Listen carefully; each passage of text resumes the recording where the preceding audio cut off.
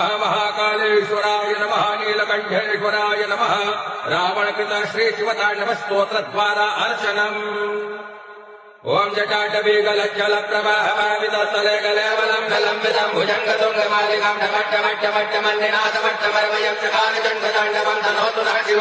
जटाकटाहतं रमाभ्रमण्डलं परिर्धरे विलोलबीजवल्लरी विराजमानगुण्डरे जगज्जगत्तगज्जललाटपट्टपावके किशोरचन्द्रशेखरे रतिप्रदक्षिणं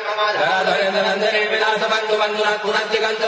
प्रमोदमानमानसे कृपाकटाक्षधोरणे निरुक्तदुर्धरापदे क्वचिद्दिगम्बरे मनो विनोदमेतु वस्तुने जटा भुजङ्ग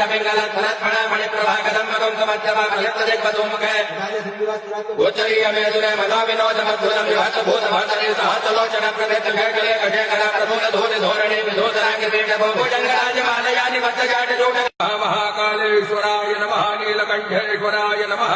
रावणकृत श्रीशिवताण्डव स्तोत्रद्वारा अर्चनम्